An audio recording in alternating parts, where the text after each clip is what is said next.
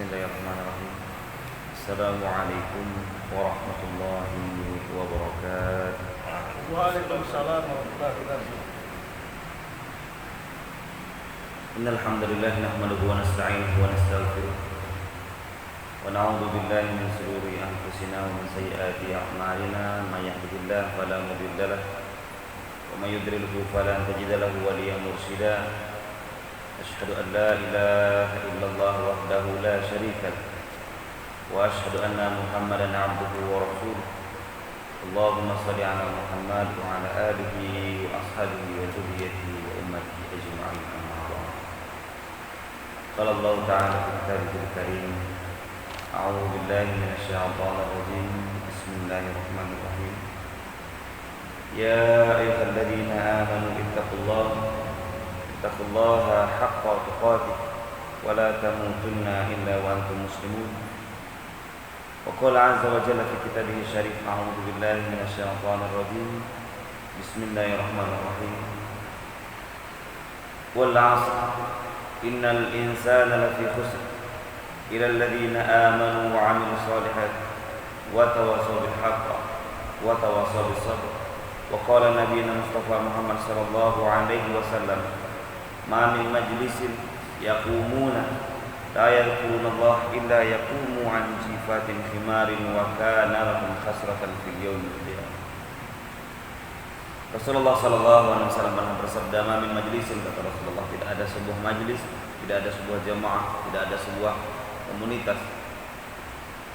Yaqumuna, mereka duduk di sana, mereka berdiri, mereka bersua, mereka bertemu, la yadhkurunallah, namun sayang mereka tak sebut nama Allah, mereka tak ingat Allah, mereka tak ucapkan salawat dan salam kepada Rasulullah, illa, kecuali anjifatil himarin, jiwa mereka, diri mereka dilihat oleh Allah tak ubahnya seperti bangkai keledai busuk bau tak ada harga.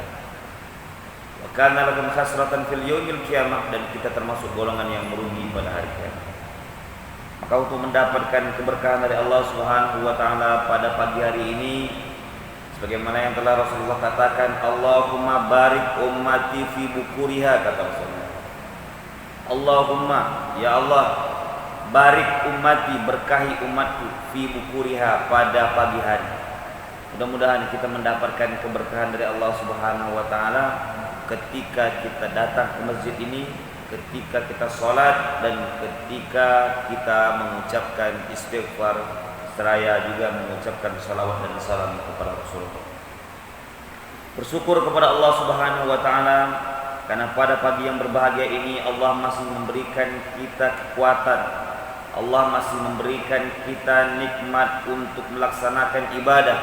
Nikmat ini tidak Allah berikan kepada orang lain, nikmat ini tidak Allah berikan kepada saudara kita yang lain, tapi Allah berikan kepada kita karena Allah masih sayang dengan kita, Allah masih rahim, Allah masih cinta dengan kita. Maka ketika Allah masih sayang dengan kita, kita jaga kecintaan tersebut, kita jaga keberkahan tersebut.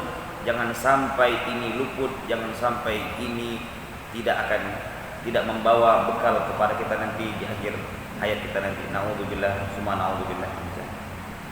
Maka ketika kita langkahkan kaki kita ayunkan tangan kita sebagaimana yang telah kita sebutkan sebelumnya. Al-yawma nakhtimu ala afwahihim wa tukallimuna aydihim wa tashhadu arjuluhum bima kanu yaksibun. Kata Allah dalam surat Yasin, al-yawma, pada hari itu, nakhtimu, kami kunci mulutmu, kami tutup mulutmu, sehingga ketika dia hendak menjawab pertanyaan dari malaikat dan mungkar dan makir tak mampu.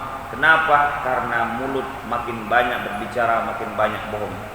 Maka pada hari itu dikubur nanti ditutup.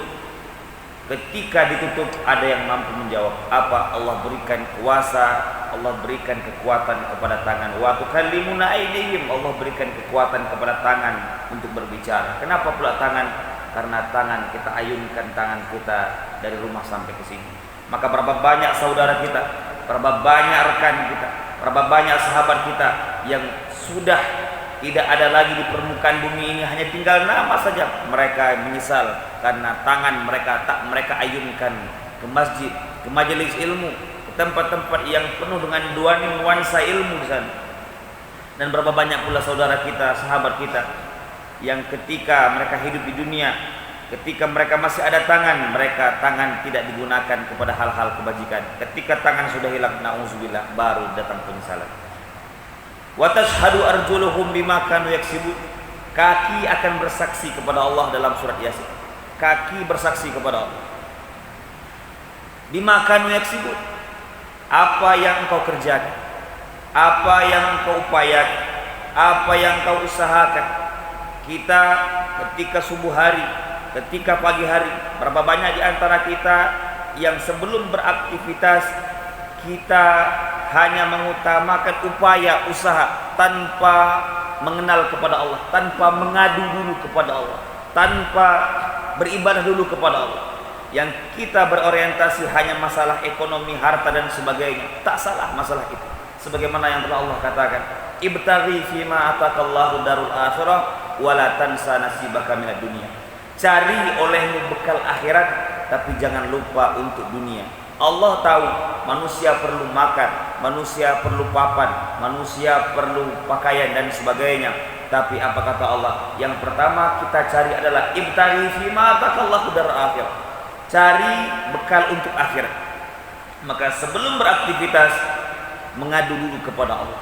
Sebelum beraktivitas, kita sembah dulu Allah. Karena kita dihidupkan oleh Allah di permukaan bumi ini, wa ma khalaqtul jinna wal insa illa liya'budun. Tidaklah aku ciptakan jin dan manusia di permukaan bumi ini melainkan untuk menyembah, berta'abbud, beribadah kepada Allah Subhanahu wa taala. Kemudian salawat dan salam kepada Rasulullah sallallahu alaihi wasallam. Mari sama-sama kita peruntukkan, mari sama-sama kita spesialkan, kita istimewakan kepada baginda besar Muhammad sallallahu alaihi wasallam. Allahumma shalli ala Muhammad wa ala ali Muhammad. Mudah-mudahan dengan banyaknya salawat insyaallah akan memberikan kita syafaat pada hari yaumil akhir. Amin amin ya rabbal alamin. Bersyukur Allah telah memberikan kita iman. Al-iman wa huwa tasdiqu bil qalbi, iqraru bil lisan wa amalu bil arkan, yazidu bit ta'ah wa yanqus bil ma'asi.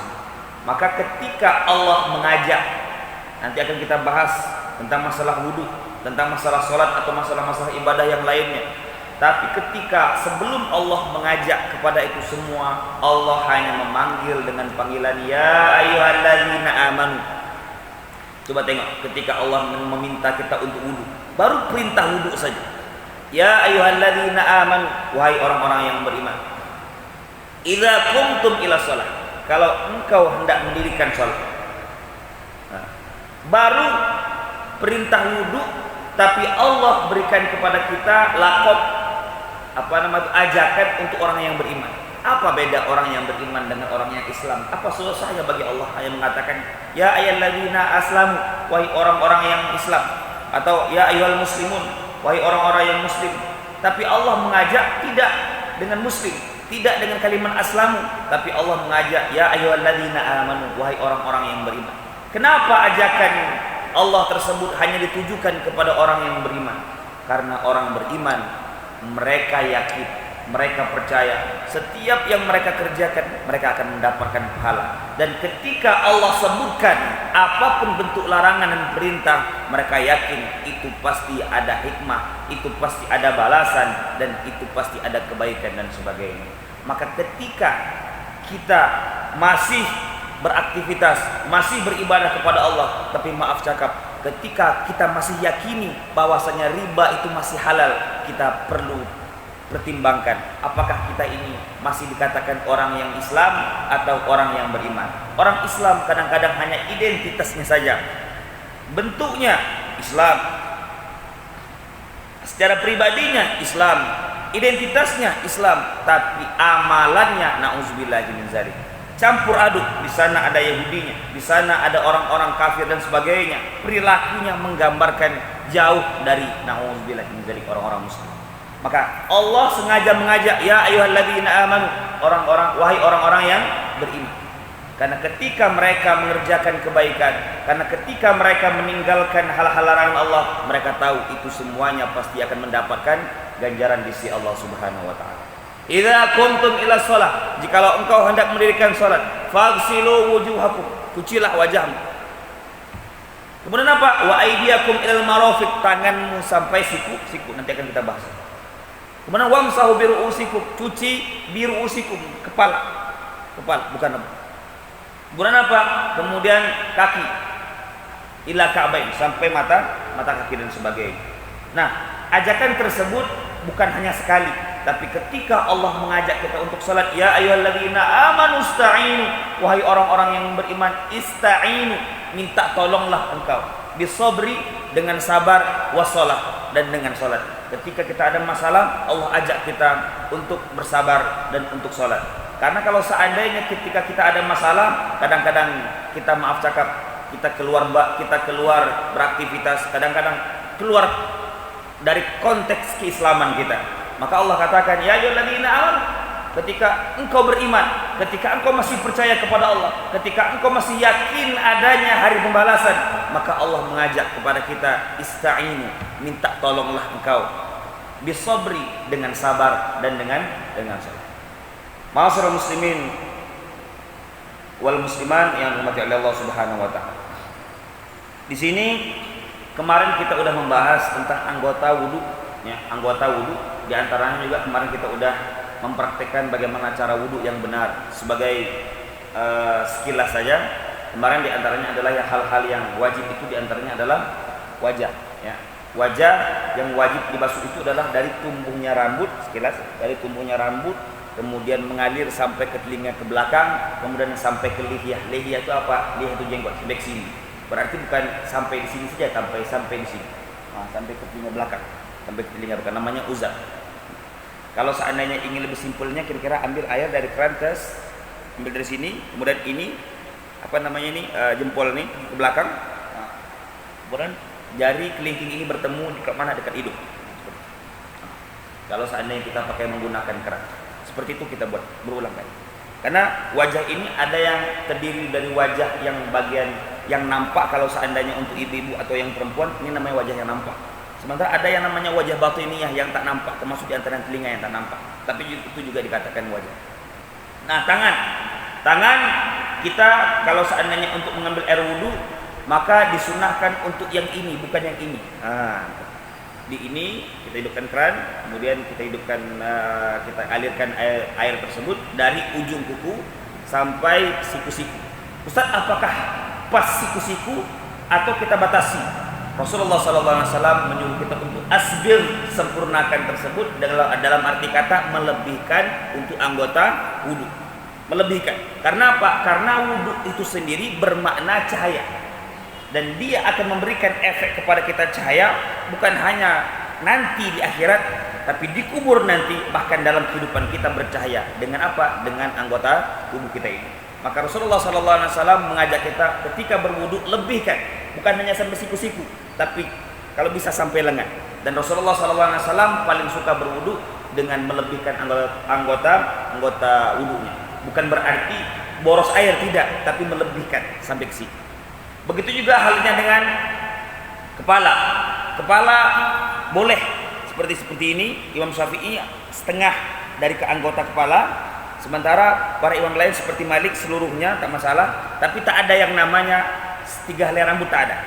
Bisa nanti dicek di beberapa buku, ya. Kita punya Bidayah Mujtahid di sini, kita punya sini Subul Salam, tak ada yang namanya 3 helai rambut sebagaimana yang telah kita ketahui dari orang-orang sebelumnya, tak ada.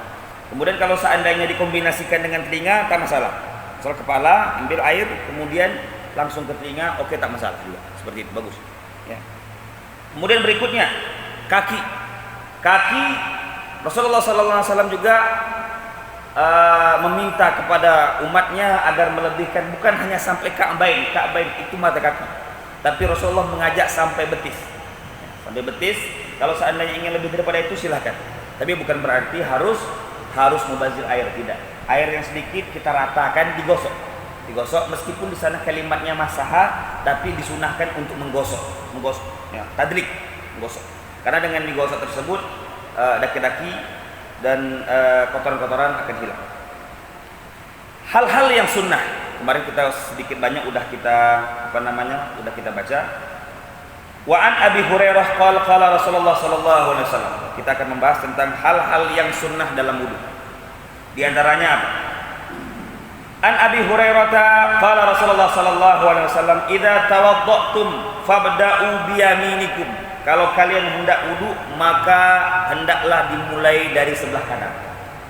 Sebelah kanan. Ya. Kemudian Rasulullah sallallahu alaihi wasallam mengajak kepada kita, wa 'anil Mughirah ibnu Syu'bah anna Nabi sallallahu alaihi wasallam tawadda'a famasaha bi nasiyatihi wa 'alal imamati wal khuffain. Ya.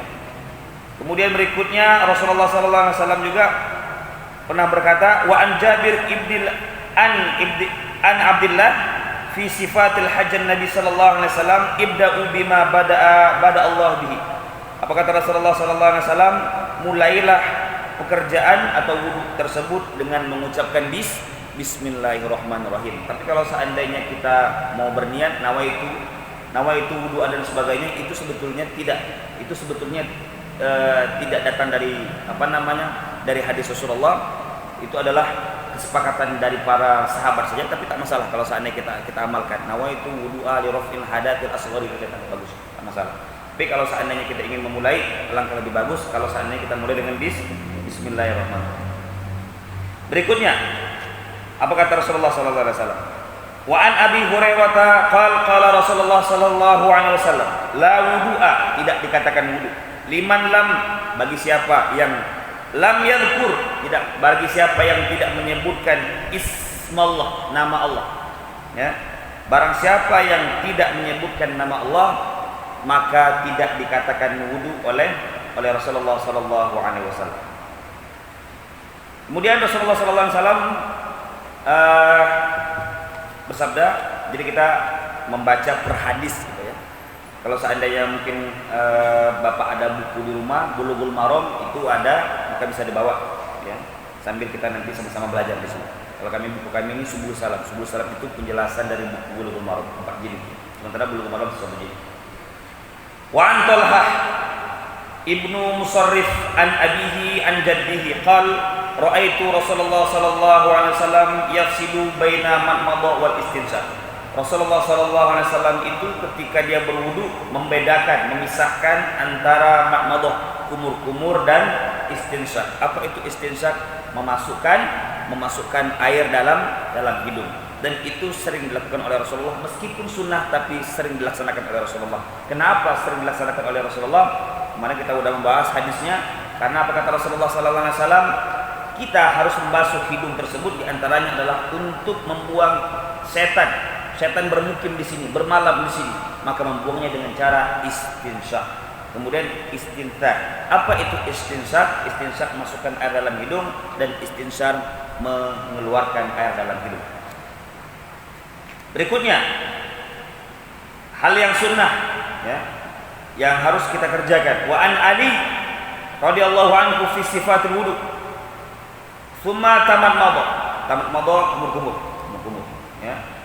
Maka para sahabat, para tabi'in, kemudian juga sebagian ulama mengatakan wudu kumur-kumur itu ada metodenya. Bukan hanya sekadar kumur-kumur, tapi yang pertama adalah kumur-kumur dihembuskan di sebelah kanan. Kemudian buang airnya, kemudian kumur-kumur di sebelah kiri, dan yang ketiga kumur-kumur menyeluruh atau yang di tengah. Summa tamatmat wastansar salatan, 3 kali. Karena yang disunahkan itu adalah 3 kali. Kemudian yumadmidu wastanfiru minal kaf, mengambil air, kaf putar telapak tangan. Ya, mengambil air, masukkan ke hidung, kemudian dikeluarkan lagi. Alladzi ya'khudhuhu minhum ma, yang diambil dari air. Kemudian Rasulullah sallallahu alaihi wasallam bersabda, wa an Anas qala ra'a Nabi sallallahu alaihi wasallam rajulan wa fi qadamihi mithlu zufri lam yusibuhul ma. Faqala irji fa ahsin wudu'aka. Rasulullah sallallahu alaihi wasallam melihat seorang laki-laki melihat di ujung kukunya tak kena air. Apa kata Rasulullah? Balik lagi, perbaiki wudunya. Nah, dengan demikian ketika bayangkan kukunya tak kena air, suruh balik oleh Rasulullah, karena dengan demikian itu tak sempurna wudunya. Kalau seandainya tak sempurna wudunya, otomatis tidak sah salat. Maka betul-betul di antara kita ingin mendapatkan kekhusyukan dalam salat tersebut adalah memperbaiki cara berwudu, jangan terburu-buru. Kalau perlu nanti kita dalami sekali, betul kita dalami ya. Jangan anggap lalu saja.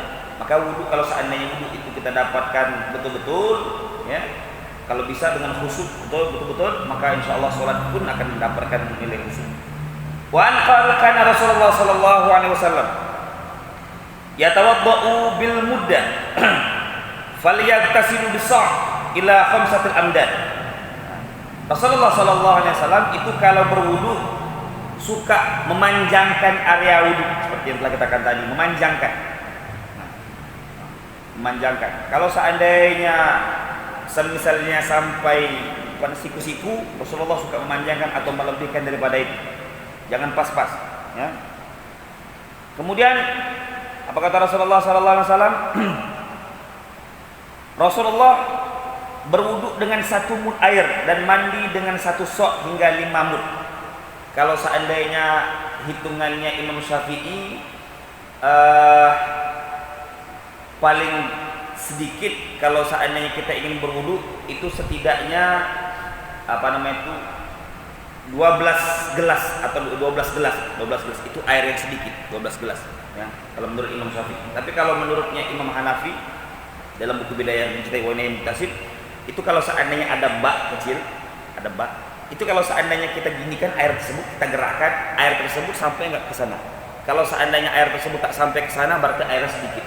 Tapi kalau seandainya airnya sampai ke ujung itu tak sampai, dia berarti airnya banyak, dan itu boleh kalau menurut Imam Hanafi. Tapi kalau menurut Imam Syafi'i, kalau seandainya udah 12 gelas itu udah bisa digunakan untuk air wudu. Kemudian wa an Umar qala Rasulullah sallallahu alaihi wasallam ma minkum min ahadin yatawadda fayusbighul wudu thumma yaqul asyhadu an la ilaha illallah wahdahu la syarika lah wa asyhadu anna Muhammadan abduhu rasuluh illa futihat lahu abwabul jannah thamaniyah yadkhulu min ayyiha syaa. Man minkum, barang siapa di antara kalian, min ahadin, yang berwudu, min ahadin yatawadda fayusbihu wudu, maka hendaklah dia menyempurnakan wudunya. Tsumma yaqulu, kemudian setelah dia berwudu dia berseru atau dia mengucapkan doa, asyhadu an la ilaha illallah wahdahu la syarikalah wa asyhadu anna Muhammadan abduhu wa rasuluh illa futihat lahu abwabul jannah. Tidaklah yang ia buat tersebut melainkan ketika dia berbuat tersebut akan membuka baginya 8 pintu surga. Kemudian dia bisa masuk dimanapun yang ia suka. Bayangkan ketika kita wudu dengan sempurna, itu baru wudu dengan sempurna. Wudu dengan sempurna, sebelumnya baca bismillah, diakhiri dengan membaca asyhadu an la ilaha illallah wahdahu la syarikalah, jangan terburu-buru. Kemudian Allah bukakan 8 pintu surga dan kita bisa masuk dimanapun kita kehendaki. Bayangkan, itu baru wudu, belum lagi kita sholat. Kalau seandainya kita betul-betul menyempurnakan wudu, masih ada waktu ya. Kemudian hal-hal yang membatalkan wudu. An Anas bin Malik qala kana ashabu Rasulullah sallallahu alaihi wasallam ala ahdi yantaziruna al-isya hatta tahfiqa ru'usahum thumma yusallun wa lam yatawaddau.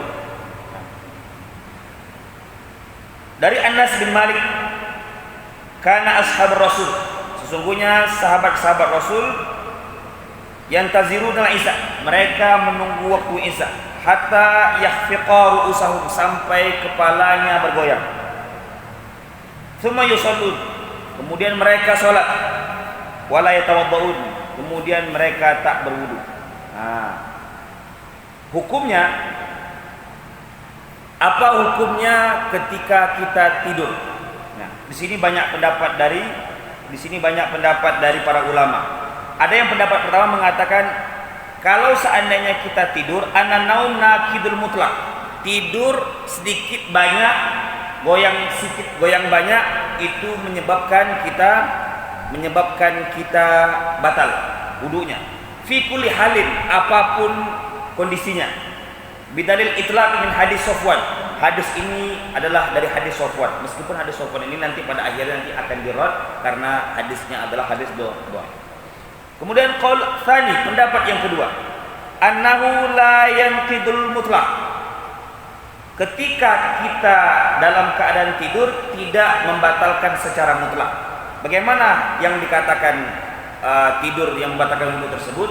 Nah, Imam Syafi'i berpendapat kalau seandainya kepala belakang dan kepala depan menyentuh sesuatu, misalnya entah menyentuh sandaran misalnya, atau misalnya menyentuh tempat sujud, maka itu batal. Tapi kalau seandainya misal kita di antara kita misalnya ada yang sholat Jumat misalnya, goyang seperti ini tak tersentuh, ini tak tersentuh, atau tidak seperti ini, maka dihukumnya makruh. Kalau seandainya kalau dalam duduk ketika sholat Jumat itu duduk seperti ini, makruh hukumnya. Karena apa? Karena membuat dia nanti bisa tidur lama, maka hukumnya makruh.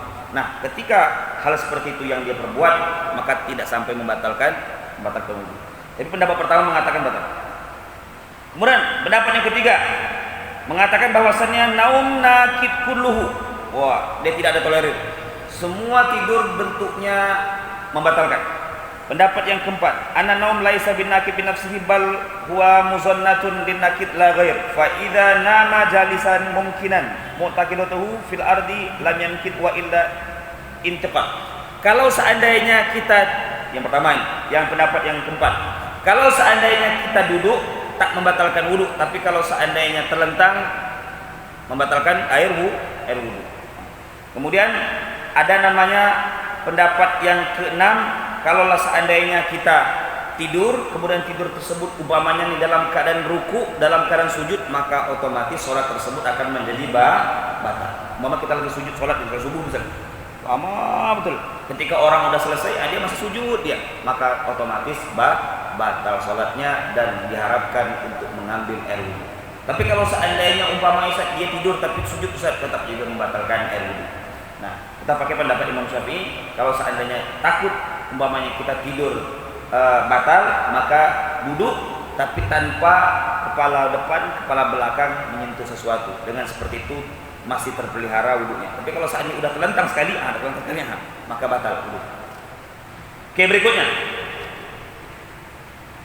Wa an Aisyah qalat ja'at Fatimah bintu Abi Hubaysh ila Nabi sallallahu alaihi wasallam faqalat ya Rasulullah inni imra'atun istahadtu fala adkhur afada'u shalah qala la innama dhalika 'irqun laysa bihaidin wa idza aqbalat haidatuki fada'i shalah wa idza adbarat faghsili 'anki dam thumma shal.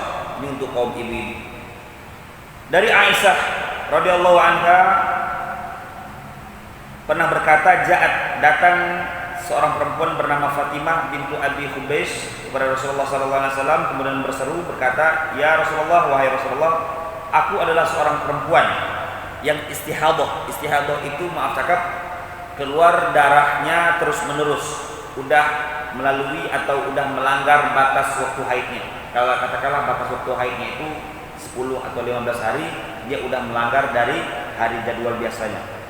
Fala adhur, dan aku belum suci-suci. Afada shalah, apakah aku boleh meninggalkan sholat? Apa kata Rasulullah? La, tidak boleh. Innama dzalika irqun, tidak, itu adalah penyakit biasa, irqun. Walaysa bihaidin, itu bukan dikatakan haid. Fa idza aqbalat haidatuka fada'i shalah. Kalau seandainya udah datang masa haid, maka tinggalkan sholat. Wa idza adbarat, kalau seandainya udah berlalu, fagsili, maka sucikanlah anki dari darah tersebut, summa shol, kemudian sholat. Oke, ini hal-hal yang berkaitan dengan sholat untuk perempuan. Kemudian yang terakhir, ya, An Ali bin Abi Thalib qala Rasulullah sallallahu alaihi wasallam, ini yang biasa terjadi mungkin dengan kaum laki-laki atau perempuan juga. Menurut kita ini kita ambil yang banyaknya lah. Anna Nabi sallallahu alaihi wasallam qabbala ba'dha nisa'ihi. Ini hadisnya lemah. Summa kharaja ila shalah wa lam yatawadda. Rasulullah sallallahu alaihi wasallam suatu hari sehabis salat menemui perempuan ini. Qabbala tersebut maaf cakap ada bermakna menemui, ada bermakna memegang, ada bermakna mencium, mencumbu dan sebagainya. Summa kharaja, kemudian keluar dan salat. Wa lam yatawadda, dan Rasulullah tidak salat. Hadis ini dhaif. Nah, ada beberapa pendapat dari para ulama. Imam Syafi'i mengatakan kalau seandainya kita memegang perempuan, istri kita maksudnya, ya, kita memegang istri kita, maka batal. Setelah kita berwudu, pegang istri batal. Imam Syafi'i. Ustaz, itu kan mahram. Mahram itu ada dua. Mahram dari sisi keturunan, mahram dari sisi pernikahan. Dari sisi keturunan, adik, kakak, apalagi itu, emak, nenek dan sebagainya itu tidak haram. Karena itu dari sisi keturunan. Sementara dari sisi pernikahan, ipar, istri dan sebagainya itu haram. Itu menurut Imam Syafi'i. Meskipun tak sengaja, tetap haram atau kita batal wudu. Sementara menurut Imam Malik, ya, ketika kita udah berwudu, kita pegang istri, menurut Imam Malik tak batal selama tak ada rasa ladzah. Ladzah itu maaf cakap syahwat. Kalau kita bersyahwat baru batal. Kalau tak bersyahwat tak batal menurut Imam Malik. Sementara Imam Hanafi tak batal. Pegang lama, pegang sedikit, syahwat tidak, tetap tak batal. Kenapa? Karena menurut Imam Hanafi yang dikatakan menyentuh tersebut, maaf cakap, menyentuh tersebut adalah bersetubuh, bukan menyentuh secara fisik, tapi menyentuh di sana adalah maksudnya bersetubuh. Nah, banyak di sini para imam menyepakati adalah pendapat dari Imam Syafi'i. Tapi kalau seandainya kita nanti pergi haji, pendapat ini tidak bisa dipakai. Pendapat Imam Hanafi lah yang dipakai. Kenapa? Karena di sana itu tawaf. Pasti mau tak mau kita akan bersentuhan antara kita dengan muhrim yang lainnya. Baik itu kadang-kadang terpaksa atau tak sengaja kita bersentuhan. Nah, dalam seperti itu, kondisi seperti itu, bukan kita bermaksud untuk mencampurkan mazhab, tidak, tetapi di sana itu tak apa-apa, tak perlu kita mengambil air wudu. Tapi kalau seandainya kita kembali ke negeri kita, tetap kita masih memakai pendapat Imam Syafi'i. Kalau seandainya kita kena istri kita, kena mertua kita, kena ipar kita sedikit banyak tak sengaja, maka tetap hukumnya batal dan wajib kita mengulangi air wudu. Mungkin hanya ini dapat kami sampaikan pada pertemuan kali ini. Ada pertanyaan Bapak Ibu? Tak ada, Pak? Oke, ada. Mungkin hanya ini yang dapat kami sampaikan. Kalau seandainya ada pertanyaan silakan. Kita tutup dengan doa kafaratul majlis. Subhanakallahumma bihamdika. Assalamualaikum warahmatullahi wabarakatuh. Waalaikumsalam warahmatullahi wabarakatuh.